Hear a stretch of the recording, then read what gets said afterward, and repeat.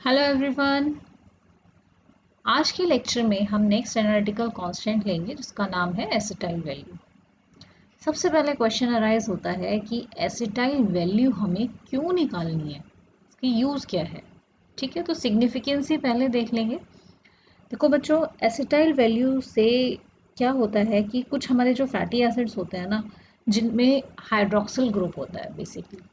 ठीक है, तो जहाँ पर भी OH ग्रुप है उसको डिटरमाइन करना है फैटी एसिड्स के ऊपर, राइट। तो उनको डिटरमाइन कैसे करेंगे? उनको पहले क्या किया जाता है, एसिटाइलेटेड कराया जाता है। ठीक है, किसकी हेल्प से कराया जाता है? एसिटिक एनहाइड्राइड की हेल्प से इसको एसिटाइलेटेड कराया जाता है, इस OH ग्रुप को, जो कि हमारे फैटी एसिड्स पे प्रेजेंट है।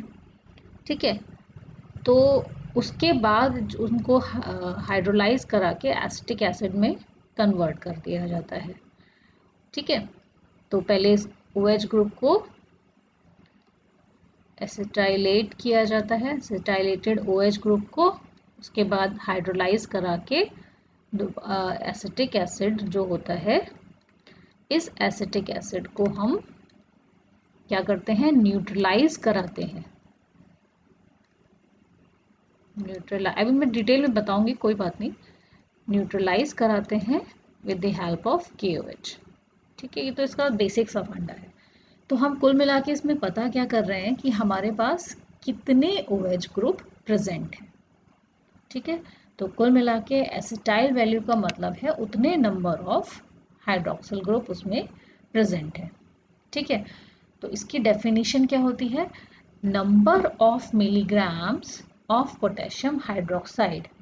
ठीक है, कितने milligram of potassium hydroxide required होंगे न्यूट्रलाइज करने के लिए इस एसिटिक एसिड को, जो कि फॉर्म हुआ है by the hydrolysis of 1 gram of acetylated substance.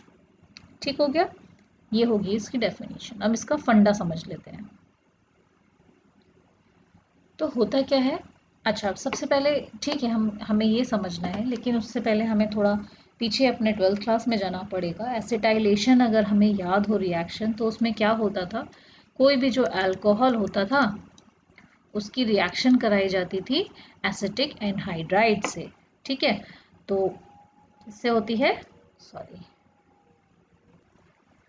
तो ये रिएक्शन आपको एसिटाइलेशन की याद आ गई होगी 12th क्लास में, जो हम लोग क्या करते थे, अल्कोहल जो होता था, बेसिकली OH ग्रुप की बात हो रही है यहाँ पर, उसको एसिटिक एनहाइड्राइड से रिएक्ट कराते थे। एसिटिक एनहाइड्राइड क्या है, आप यहाँ पर ध्यान से देखोगे तो देखोगे कि CH3COOH क्या होता है, हमारा एसिटिक एसिड होता है। ठीक है, एक साइड से ये और एक साइड से ये, यहाँ से क्या हुआ है, H2O निकल गया है, यानी कि एनहाइड्राइड हो गया है ये। ठीक है, इसमें से वाटर का मॉलिक्यूल हमने निकाल दिया है, तो बचा क्या है, एसिटिक एनहाइड्राइड बचा हुआ है। तो जब इस एसिटिक एनहाइड्राइड को OH मिलता है, ठीक है, तो ये क्या करता है, एसिटाइलेशन, एसिटाइल ग्रुप प्रोड्यूस करता है। ठीक है, तो एसिटाइल ग्रुप बनने का मतलब है, तो यानी कि यहाँ पर एसिटाइल ग्रुप आके लग गया है। सॉरी, यहाँ पर O आएगा बीच में।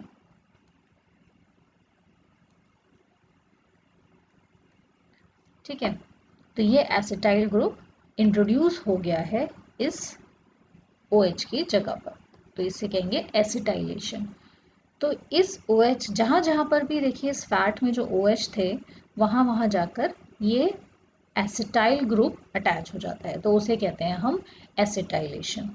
ठीक है, तो एसिटाइलेटेड प्रोडक्ट मिलेगा हमें, और उसके साथ में दूसरा एसिटिक एसिड भी का मॉलिक्यूल बनता है एक, राइट।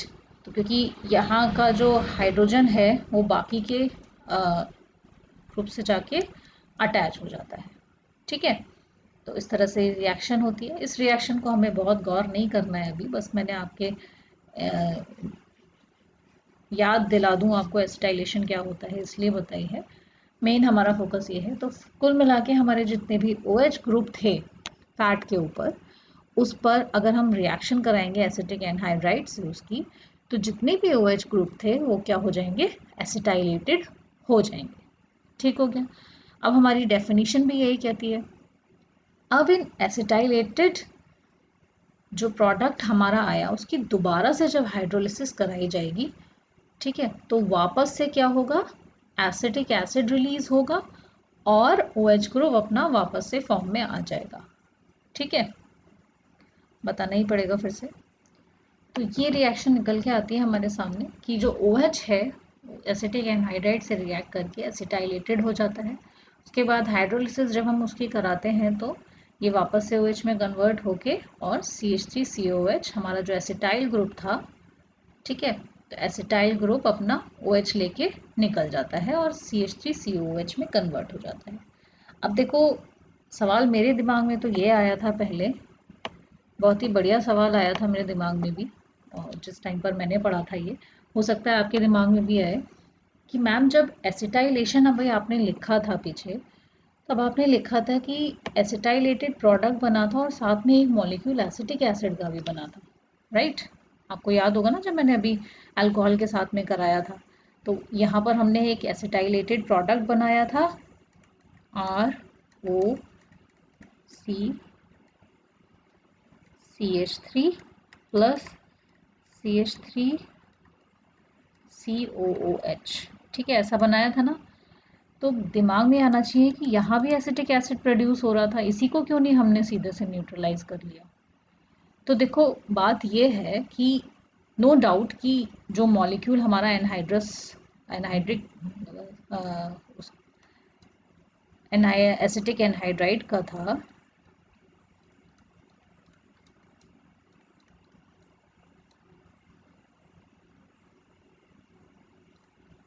तो एसिटिक एनहाइड्राइड का आधा मॉलिक्यूल तो हमारा रिएक्ट कर गया अल्कोहल के साथ में, ठीक हो गया, और बाकी का जो बचा हुआ था वो एसिटिक एसिड में कन्वर्ट हो गया। ठीक है, एक ही मोल की बात होती है, कर रहे हैं, लेकिन जब हम इसे न्यूट्रलाइजेशन डायरेक्ट कराने की कोशिश करेंगे तब होगा क्या कि जो ये वाला हमारा जो एसिटाइलेटेड प्रोडक्ट है KOH की वजह से इस पे इफेक्ट पड़ेगा, हाइड्रोलिसिस इसकी भी हो सकती है, तो हमें एग्जैक्ट रिजल्ट नहीं मिल पाएंगे। तो हम अभी प्रोसीजर जब पढ़ेंगे तो हम उसमें देखेंगे कि हम इसकी, ये जो हमारा प्रोडक्ट बनता है ये वाला एसिटाइलेशन के बाद में, इसको ही हम वॉशिंग देते हैं, और इतनी वॉशिंग देते हैं कि ये जो एसिटिक एसिड इसमें बना हुआ होगा पहले, उसको रिमूव करा दिया जाता है। ठीक है, इस एसिटिक एसिड को एनालाइज नहीं करना है जो पहले बना था। एसिटाइलेशन होने के बाद जो हमारा प्रोडक्ट बना, एसिटाइलेटेड जो प्रोडक्ट बना है, उसकी जब ये हम एसिटिक एसिड निकाल देंगे उसमें से, तो उस एसिटाइलेटेड प्रोडक्ट को वापस से वाटर डाल के हाइड्रोलिसिस कराएंगे और फिर हम CH3COH यानी एसिटिक एसिड प्रोड्यूस करवाएंगे। ठीक है, तो ये फंडा है इसका। तो आई होप ये चीज़ समझ में आ गई होगी, तब हम आगे बढ़ते हैं। एक बार आप लोग फिर से इसको रिकॉल कर लीजिएगा, मतलब रिवाइंड करके देख लीजिएगा। ठीक है, तो इसको देखते हुए अगर हम इसकी डेफिनेशन को देखें, ठीक है, तो डेफिनेशन क्या थी, number of milligram of potassium hydroxide required for neutralisation of the acetic acid formed by the hydrolysis of 1 gram of acetylated substance। ठीक है, ये रहा आपका एसिटाइलेटेड सब्सटेंस। इसका जब हाइड्रोलिसिस कराया तब जो एसिटिक एसिड प्रोड्यूस हुआ है, इसका हमें क्या करना है, न्यूट्रलाइजेशन कराना है। ठीक है, with the help of KOH।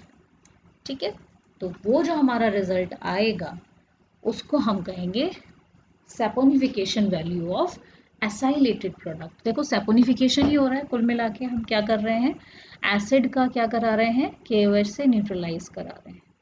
ठीक है, तो saponification value of acetylated product. तो कुल मिला के हम कौन से वाले एसिटिक एसिड को एनालाइज कर रहे हैं यहाँ पर, जो एसिटिक एसिड, जो एसिटल ग्रुप्स जो थे फैट से डायरेक्ट एसोसिएट हुए, और कौन से फैट के कौन से पार्ट से एसोसिएट हुए, जहाँ पर OH ग्रुप लगा हुआ है। ठीक है, OH ग्रुप पे जाके एसिटाइल ग्रुप लग गया, उसके बाद हमने उससे एसिटिक एसिड बना लिया हाइड्रोलाइसिस करा के, और उसके बाद उसको न्यूट्रलाइज करा के देख लिया KOH से। तो अगर प्रिंसिपल की बात करें तो यही इसका प्रिंसिपल है। ठीक है, जो ये डिस्क्राइब करा हुआ है यहाँ पर। तो प्रिंसिपल आपका ये हो गया। अब इसको अगर हमारे पास, ठीक है, हमने प्रोसीजर पूरा फॉलो कर लिया, उसके बाद हमें वैल्यूज़ मिल जाएंगी, तो उसको पुट कैसे करना है उसका फॉर्मूला लिखते हैं। तो देखिए हमारे पास एक तो आ जाएगी saponification value of acetylated substance, इसको न्यूट्रलाइज जब हम कर रहे थे, और पहले ही हमने निकाल रखी है saponification value of substance, simple saponification value जो न्यूट्रलाइजेशन करके हम सिंपल फ्री फैटी एसिड्स का कर रहे थे, तो वो निकाल रखी है। ठीक है, तो सैपोनिफिकेशन वैल्यू एक हमारे पास है, दूसरी हमने इस वाले प्रोसीजर को फॉलो करके saponification value of acetylated substance निकाल लिया। ठीक है, ए और बी हमारे पास हैं, ये फॉर्मूला होता है एसिटाइल वैल्यू का, इसमें हम दोनों की वैल्यूज को पुट कर देते हैं और हमें एसिटाइल वैल्यू मिल जाती है। तो इसका मेथड देख लेते हैं। मेथड क्या है, सिंपल सा, determination of saponification value of substance under examination. क्या करना है हमें, पहले एसिटाइलेट कराना है सब्सटेंस को। कैसे एसिटाइलेट कराएंगे, 10 ग्राम ऑफ सब्सटेंस लेंगे हम और उसको ऐड करेंगे 20 ml ऑफ एसिटिक एनहाइड्राइड। ठीक है, ये सारा प्रोसीजर इसमें लिखा हुआ है, बहुत टाइम वेस्ट करने की ज़रूरत नहीं है इसमें। ठीक है, उसके बाद क्या करते हैं, उसको एसिटाइलेशन करा लिया, इस स्टेप में एसिटाइलेशन हो जाता है। उसके बाद देखिए यहाँ पर जो मैंने आपको बताया था कि बार बार इसको जो लेयर है, लोअर लेयर है, ठीक है, उसको सेपरेट करके डिस्कार्ड करते जा रहे हैं। उसका रीज़न यही है कि हम एसिटाइलेटेड प्रोडक्ट को अलग कर रहे हैं और उसमें जितना भी एसिड बचा हुआ था, ठीक है, उस एसिड को क्या कर रहे हैं, अलग कर रहे हैं। ठीक है, तो लिटमस पेपर लगा लगा के बार बार देखते हैं कि उसमें एसिटिक एसिड बचा हुआ तो नहीं है जो प्रोड्यूस पहले हो रहा था। ठीक है, उसको सबको डिस्कार्ड कर देंगे वॉश कर करके, और हमारा एसिटाइलेटेड प्रोडक्ट जो होगा उसको फर्दर हम उसकी हाइड्रोलिसिस कराते हैं। ठीक है, उसमें वाटर ऐड करने के बाद, राइट, उसके बाद हम उसका क्या कराते हैं, न्यूट्रलाइजेशन कराते हैं। ठीक है, तो इसमें न्यूट्रलाइजेशन वाला स्टेप जो है टाइट्रेशन का वो लिखा नहीं है, उसकी जगह पे सिंपली लिखा है determine the saponification value of acetylated substance, because it's understood कि आप सैपोनिफिकेशन वैल्यू अब निकाल लोगे, जस्ट उसका टाइट्रेशन करा के देखना है, जितना भी उसमें एसिटिक एसिड प्रोड्यूस हुआ है उस OH ग्रुप जो थे उनसे अटैच्ड एसिटाइल ग्रुप थे वो अलग हो जाएंगे और आपको पता चल जाएगा कि कितना एसिटिक एसिड प्रोड्यूस हुआ। ठीक है, तो ये जो प्रोसीजर था, यहाँ आपने टाइट्रेशन करा के देख लिया, तो इस प्रोसीजर के थ्रू हमें कौन सी वैल्यू मिलेगी, जो कि सैपोनिफिकेशन वैल्यू है एसिटाइलेटेड सब्सटेंस की। ठीक है, अगर हम ये प्रोसीजर एक तरफ नहीं कर रहे हैं, एक तरफ हम सिर्फ सबसे पहले क्या निकाल रहे हैं, सैपोनिफिकेशन वैल्यू निकाल रहे हैं सिंपली, तो उसकी वैल्यू आएगी A, और जो हमारा ये प्रोसीजर हुआ है, ठीक है, जो कि एसिटाइलेटेड सब्सटेंस का हमने न्यूट्रलाइजेशन कराया, टाइट्रेशन कराया और सैपोनिफिकेशन वैल्यू निकाली, वो आती है B। ठीक हो गया, जिनको भी ये सैपोनिफिकेशन वैल्यू समझ में नहीं आ रहा है कैसे निकाली जाती है, वो पिछले लेक्चर्स में पहले जाके देख लें, उसके बाद उसको यहाँ पर अप्लाई करके देख लेंगे। राइट, तो ये था हमारा एसिटाइल वैल्यू क्या होती है इसके बारे में। एक दो सिग्निफिकेंस फिर से इसके रिवाइज कर लेते हैं। तो पहला सिग्निफिकेंस हम लिख देंगे, acetyl value is the measure of hydroxyl acid या hydroxyl group in lipids. Second point, increase in acetyl value gives indication of oxidative acidity। क्योंकि क्या होगा, ऑक्सीडेटिव एसिडिटी का इंडिकेशन कैसे मिलेगा हमें, डेफिनेटली क्या होगा, लिबरेट होंगे हाइड्रोक्सिल एसिड या हाइड्रोक्सिल ग्रुप।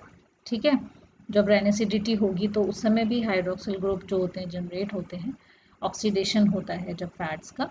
ठीक है, तो उससे जो हमें एसिटाइल, जिनको हम फर्दर एसिटाइलेटेड करा के और हम पता कर सकते हैं एसिटाइल नंबर से कि कितना एसिडिटी हुई है। ठीक है, it is use to study the natural property of fats and to detect adulteration and rancidity. ये 2-3 पॉइंट हैं जो इसके सिग्निफिकेंस में हम लिख लेंगे। ठीक है, तो आई होप आपको एसिटाइल वैल्यू समझ में आ गया होगा। ठीक है, नेक्स्ट हमारा एक इससे रिलेटेड RM वैल्यू एक लास्ट टॉपिक बचता है, वो हमारे नेक्स्ट लेक्चर में हम कवर करेंगे। तक के लिए पढ़ाई कीजिए, all the best, have a nice time, bye.